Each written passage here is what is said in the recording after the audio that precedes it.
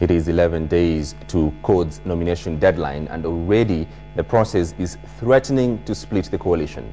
A section of the affiliate parties have rejected the joint nominations proposal announced by the party's election board and are claiming that a consensus was never reached and the rule is being imposed on them. And as Rita Tinina reports, 8 parties allied to the CORD coalition have now vowed to go ahead with individual party primaries, even though they will support Raila Odinga for the presidency and Kalonzo Musyoka for the position of deputy president. 32 days since parties in the CORD coalition came together, and it appears the political marriage is now running into its first major storm: party primaries. The coalition announced on Saturday that it will hold joint nominations for all elective posts in the coming elections. Nominations shall be conducted jointly by Ford Kenya, ODM, Wiper Democratic Movement, Kenya, and all other partner parties. But that announcement has not gone down well with some partners in the coalition. We feel that we are being shortchanged, we have been manipulated, we are being misused as political parties. The People's Democratic Party, Chama cha Uzalendo, the People's Independent Party, Chama cha Mwananchi, Muungano Party, KADU Asili, and Kenya Social Congress parties say there was no consensus among partner parties on joint nominations. This should not be a dictatorship partnership. People cannot come and dictate to us. Mahali tulikuwa hata tujaribu kuongea na sisi, wajaribu kuongea na sisi ni zile sehemu complicated kama cities, Nairobi, Mombasa na Nakuru.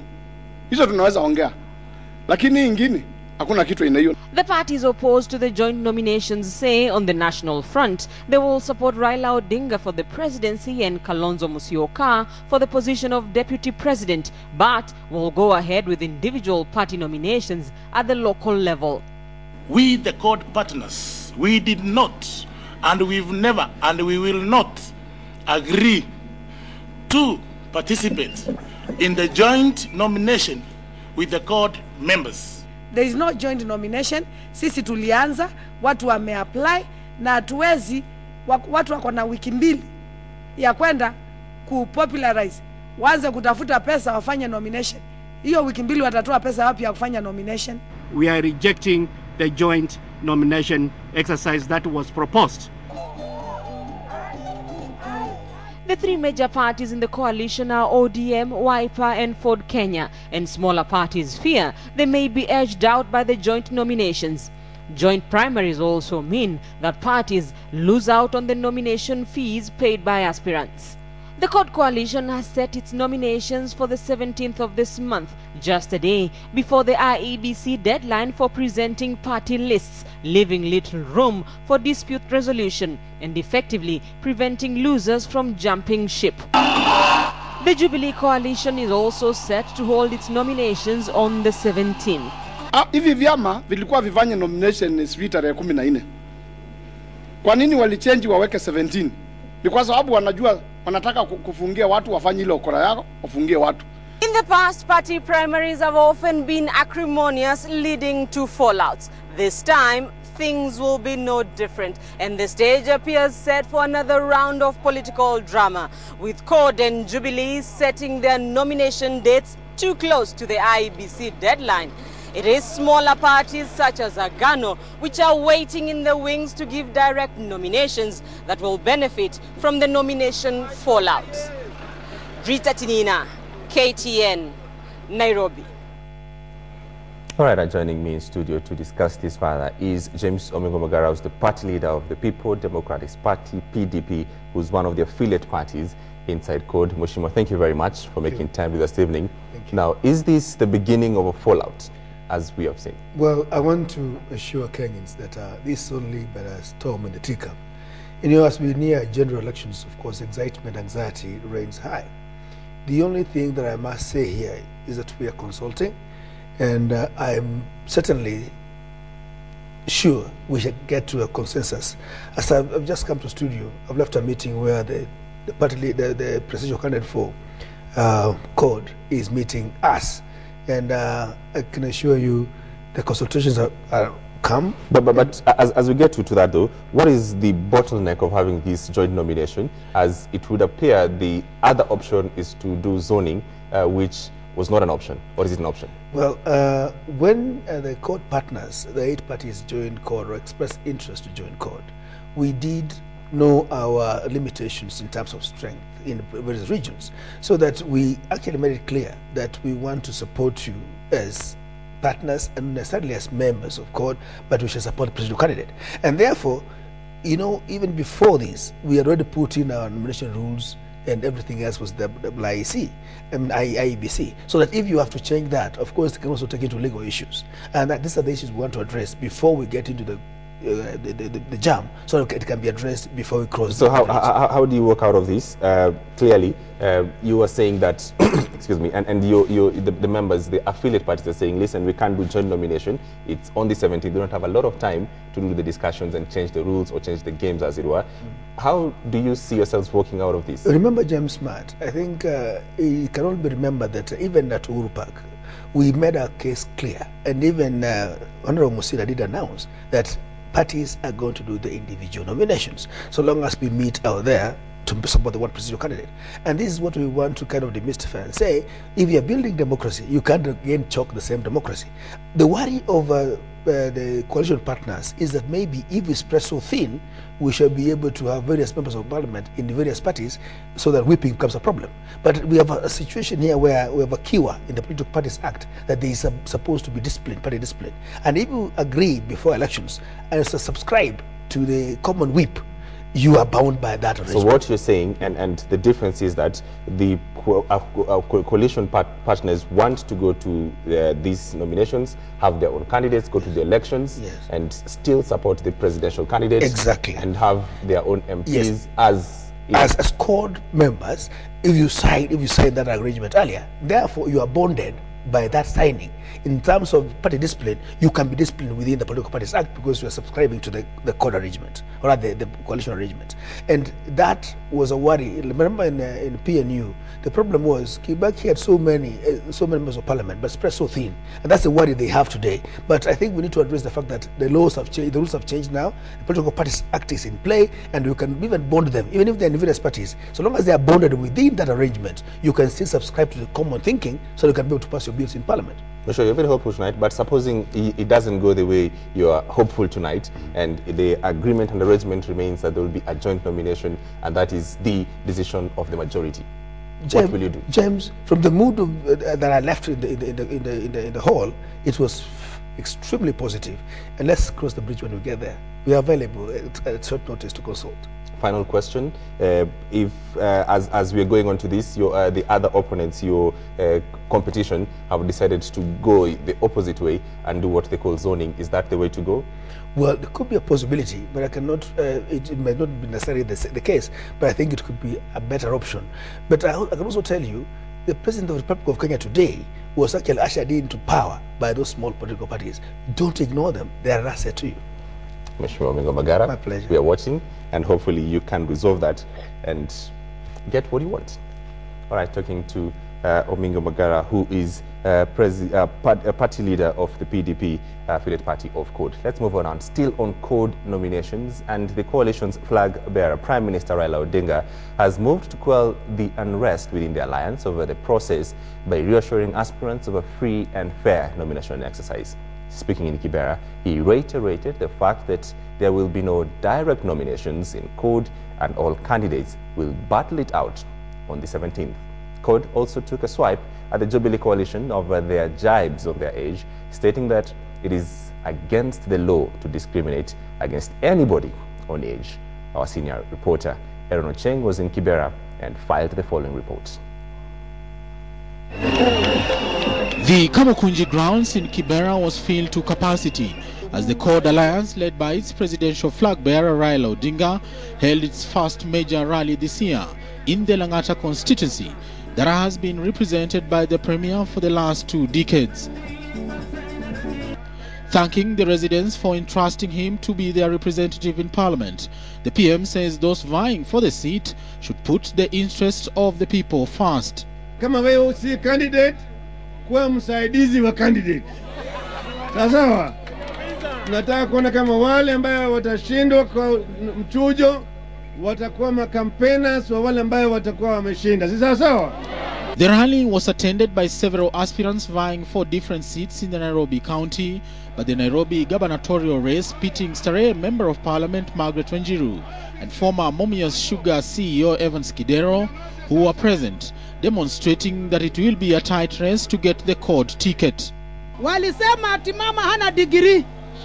Umesikia Raila ameniita nani? Dr. Margaret Wanjiru. Mimi nina degree za kutosha kupeleka Nairobi mahali tunapotaka Nairobi iwe. Wakati tuko na mchujo, tafadhali muamuke asubuhi mapema.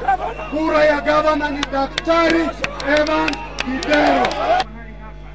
ODM Director of Elections Road Minister Franklin Bett assured all aspirants that he will oversee a free and fair nomination process, saying tension that aspirants are currently experiencing demonstrates the popularity of CORD Alliance.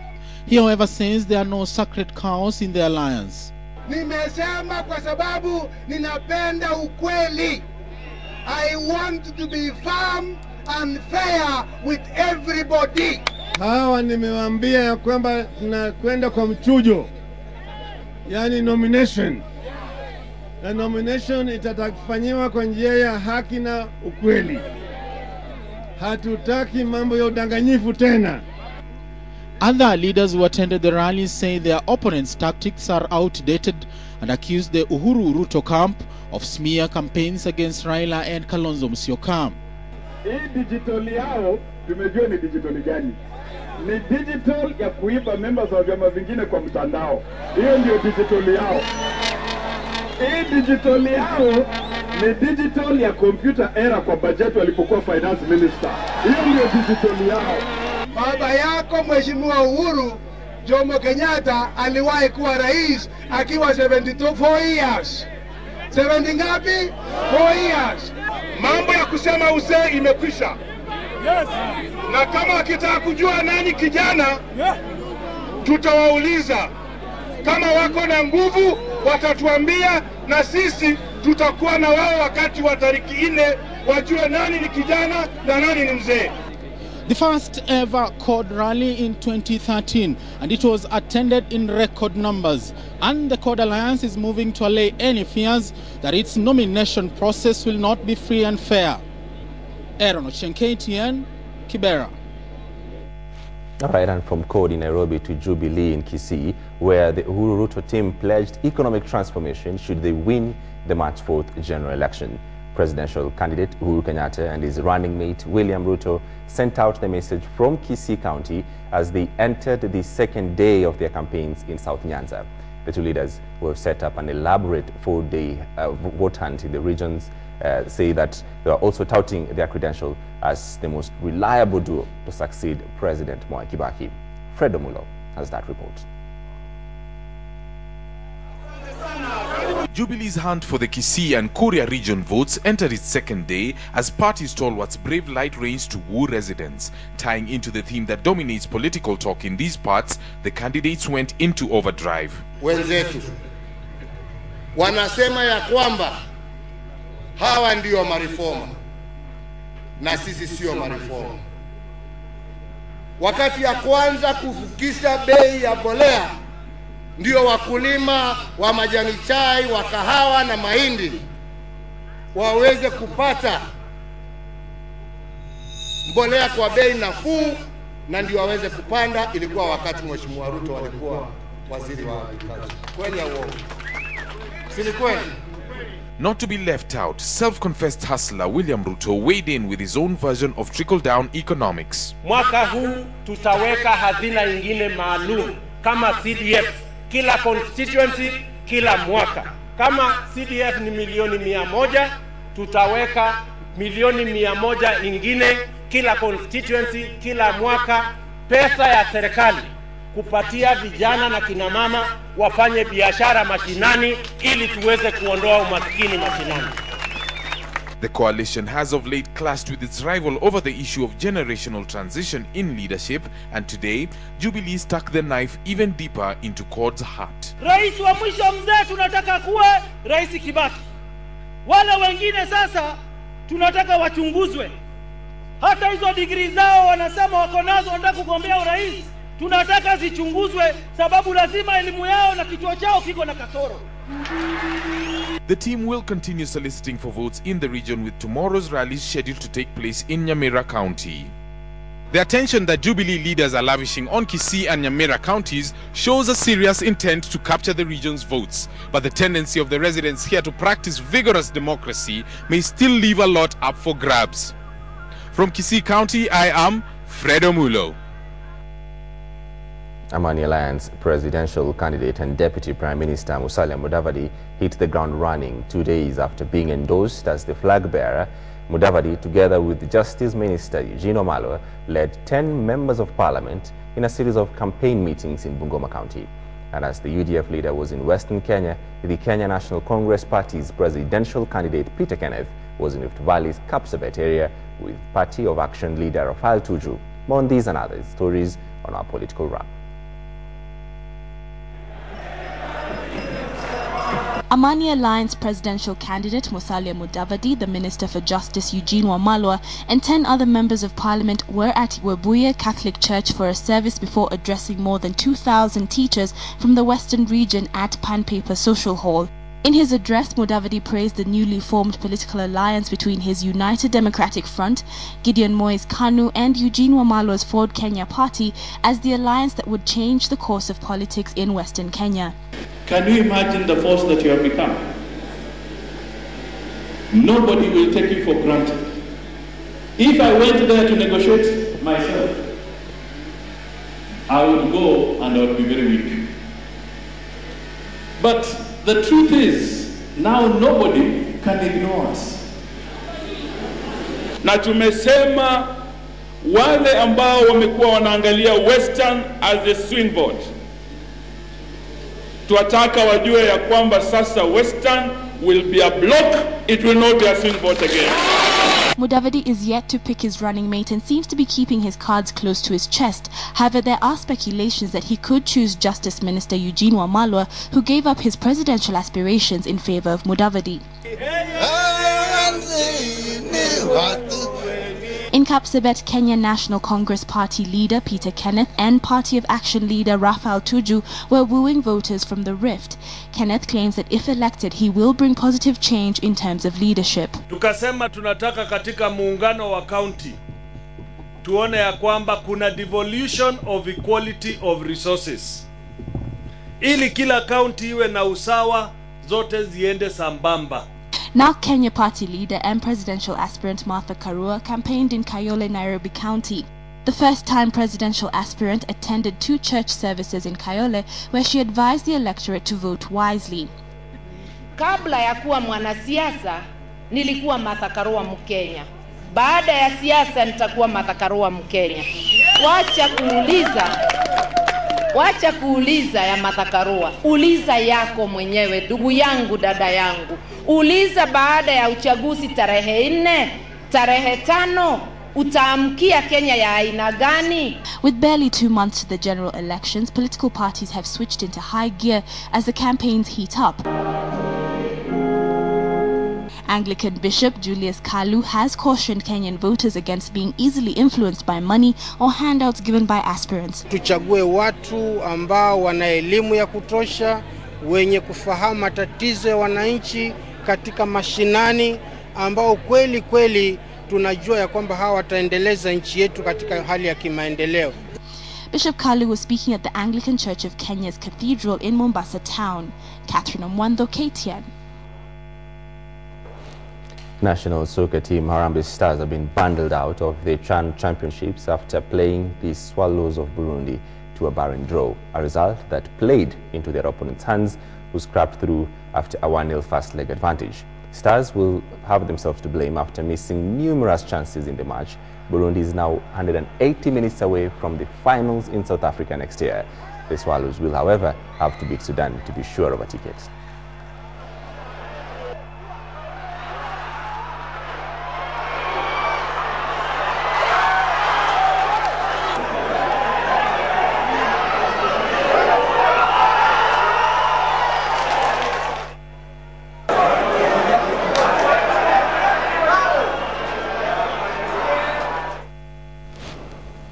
To stay with us, Nicholas Mudimba will have the details of what exactly went wrong at the Nyanza National Stadium. Now, operations at Kisoko Cane weighing bridge, owned by Mumias Sugar Company, have been paralyzed following demonstrations by hundreds of sugarcane farmers in the area. The farmers are protesting the company's decision to temporarily suspend the purchase of sugarcane from private farmers. Catherine Omwantho has that report. And stones on the road, the result of a demonstration by an angry group of farmers at Kisoko Weighing Bridge, Busia County. Tangu tu jana jioni kufika saa hii tumeamka asubuhi kufika hapa wameandika notice.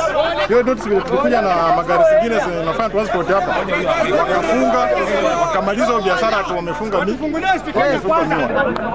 Sugarcane farmers are angered by the fact that Bumia's Sugar Company's top management decided to temporarily halt the purchase of sugarcane from private farmers, leaving most of these men and women in a financial predicament.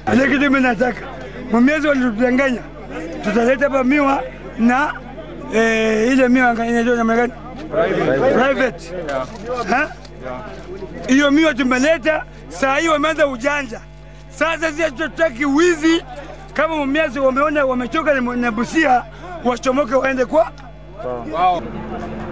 The irate group would not let anyone enter or leave the Mumias Sugar Company premise, blocking the road by any means necessary, until the company reverses the decision. Though the police managed to restore order, nothing was resolved, and tension was still high, with farmers vowing to continue with their demonstrations.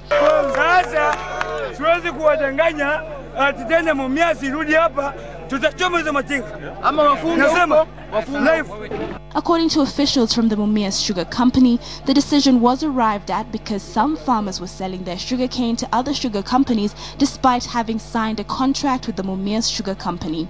Catherine Omwantho, KTN. Now, the team of independent investigators selected by President Mwai Kibaki last week is set to start investigations tomorrow on the security breach that saw a man impersonate a senior police officer for 2 years. The team is expected to find out how the fake cop Joshua Eganjo found his way into the police force and posed as the deputy PPO of Rift Valley. During the 2-year period, Mr. Eganjo is said to have sacked more than 10 police officers and fleeced the public using his position. The fake cop is said to have been appointed by the then police commissioner Matthew Itere, even though the former police commissioner has denied the claims made by Eganjo's family. The team is set to submit a report on its finding in 10 days' time.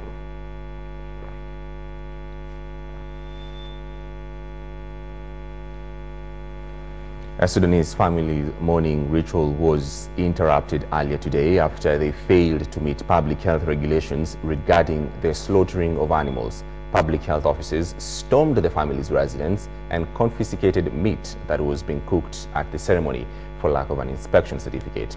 However, the family accused the police of harassment, claiming they were not notified of the inspection requirement. Angel Katusia with that story. It was meat which was to be eaten by members of the Sudanese community gathered at Rescoot Estate in Nakuru to mourn one of their own. The family of the deceased say it purchased a bull from a local market in Nakuru and slaughtered it as a ritual they perform while mourning. But just before the ritual commenced, officers from the Public Health Department arrived and interrupted the event, saying the meat was not inspected. The angry mourners accused the officers of harassment, claiming they were not notified of any rules of inspection beforehand. As we found that bull in the market, we thought that it's already been inspected. A tussle ensued as the family accused the officers of confiscating the meat even before ascertaining whether it was fit for human consumption or not. Law has to be put in order. if there's some stuff we failed to do, we should be notified. However, the public health officers maintained that the meat was not inspected and the animal was slaughtered without a meat inspector in attendance, which is against the law. And any meat which is supposed to be offered for human consumption has to be slaughtered in a designated and licensed slaughterhouse. Nakuru District Veterinary Officer Dr. Githui insisted that the South Sudanese nationals had breached the law and could face a punishment of 6 months in jail or 10,000 shillings fine or both. He said the move was to reduce similar cases which are rampant in the region. Angel Katwisi, KTN, Sunday night. All right, now the public health officers in Isinya have raised concerns over increased distribution of illegal brew, which is not fit for human consumption. But that story is coming up right after this. Now, the water hyacinth menace that is threatening fishing activities in Lake Victoria could be eradicated in the near future following the success of the first phase of a pilot project that has processed the weed into fertilizer. Hyaquip, an American organization, presented the fertilizer to farmers in Murang'a as the next phase of the pilot project got underway, with farmers trying out the new liquid fertilizer.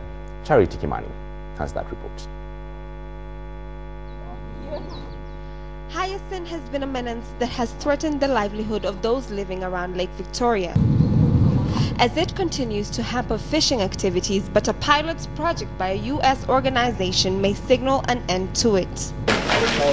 The hyacinth has been processed in fertilizer, and more than 5,000 farmers in Murang'a County were among the first beneficiaries of free organic fertilizers made from hyacinth.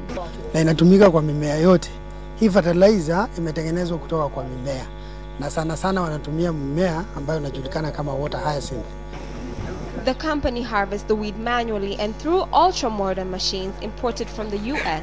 It is processed to produce liquid organic fertilizer. KenFap ndio ile organization ya farmers ambayo itakuwa ikidistribute hii fertilizer to 43 counties out of 47. Fertilizer donation will be used to assess how effective it is in crop production and in boosting large-scale farming yields. Fertilizer yenyewe iko na nutrients za juu ambazo ni NPK. Na hizo sana sana zinatakana na mimea na ni ya kunyunyizia. In the recent past, hyacinth has been used to make furniture, paper, plastic, and handbags. Murang'a is the first county to benefit from the free organic liquid fertilizer, which will be rolled out in other counties over the coming months. So far, scientists are still trying to maneuver on how to eradicate hyacinth, while residents of the affected area are still trying to make the best out of what was once an attraction. Charity Kimani, KTN. Well, to that story that I was rushing into just before that one, and public health officers in Isinya have raised concerns over increased distribution of illegal brew, which is not fit for human consumption in the town. The alert came as the health officers confiscated 72 crates of illegal brew in a depot in the town.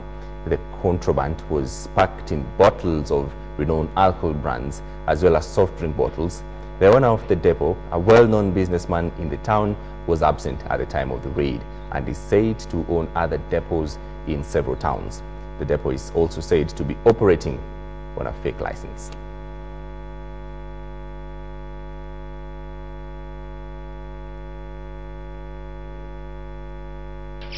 These bottles, if you look at them, they are actually products of other companies, where this particular brewer has decided to use the to substitute bottles from other companies and use them as his own. All right, do take a short break, but when we come back, Manchester United fan Nicholas Mudimba cannot hide it. We'll be up next with your sports updates. KTN Sports today. I am Nicholas Mudimba. Nothing personal, but a bad news to the country as national soccer team Harambee Stars have been bundled out of the Chan Championships that are playing the Swallows of Burundi to a barren draw, a result that played into the opponent's hands to scrap through after a 1-0 first leg advantage. Stars will blame themselves after missing numerous chances in the match. Burundi is now 180 minutes away from the finals in South Africa next year. The Swallows will, however, have to beat Sudan to be sure of a ticket. Chasing a 1-0 deficit, James Nando had given his charges a simple message. get an early goal, control the midfield and stifle the Swallows midfield.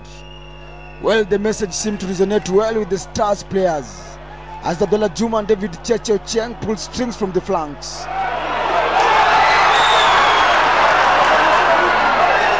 Stars forced a corner in the opening stages, giving the hundreds of fans who turned up hopes that Stars would scrap through.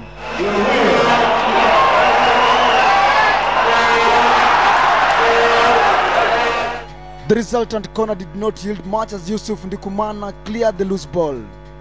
Kenya continued to control a lion's share of possession, but Wesley Kemboi was wasteful up front. The Stars picked from where they left in the first half as Burundi allowed them to run rings in midfield, but could not break Arthur Arakize in goal. Edwin Lavata could easily have turned the game on its head, but his feeble effort hit the post. Burundi could easily have dimmed the Stars when Emery Nimubona caught the Stars defense napping, but Duncan Ochieng saved the Stars some blushes. The introduction of Paul Kiongera and Moses Arita added some firepower in front, but their shots fizzled up front as the Swallows held on to a heartbreaking barren draw at the Nyayo National Stadium, a result that the Swallows technical bench feels Stars played into their opponent's tactics. Mchuano ule ulikuwa mgumu sana, maana unajua Harambee Stars walikuwa wamelose 1-0 Burundi, ilikuwa inabidi wafunge goli. Sasa walikuwa tunajua kama mashambulizi yatakuwa makali, na sisi tukasuka timu yetu kwa defense na midfield. As for James Nandwa, he was left to pick up the pieces as another chance for the Stars to shine in Continental Championships goes begging. We did not create more chances. At the same time, we were losing balls carelessly, and above all, we did not create more chances so that we can get opportunity to score. They were sitting behind, and we are using long balls. Well, it's back to the drawing board for Kenya's national soccer team, Harambee Stars, after a barren draw against Burundi's Swallows. And they've missed out on their ticket to play against Sudan and eventually qualify for the CHAN finals in South Africa next year. Reporting for KTN from the Nyayo National Stadium, I'm Hassan Juma. The JD Court Tennis Tournament concluded today with nail-biting final matches in different categories. The girls under 10, Natasha Kanyuru and Raja Shah were bundled out in the semi-finals, and Prisha Shah carried the day, winning the top prize after beating Jiv Nahar 6-2, 6-3. In the boys under 10 category, Prey Kantaria fell to Kel Shah 6-3, 6-5 and won the top prize. The girls under 12 was also another competitive category as the promising young Beatrice Shako came in second. Beatrice Shako overcame the third competition from Prisha Shah and Bianca Oyo. In the boys under 10, Albert Njogu was the man to beat as he overcame Rian Randiek 2-6, 7-5, 6-4 to carry the day. Kevin Chariot won the boys under 16 final after seeing off Isaiah Itale 6-1, 6-3.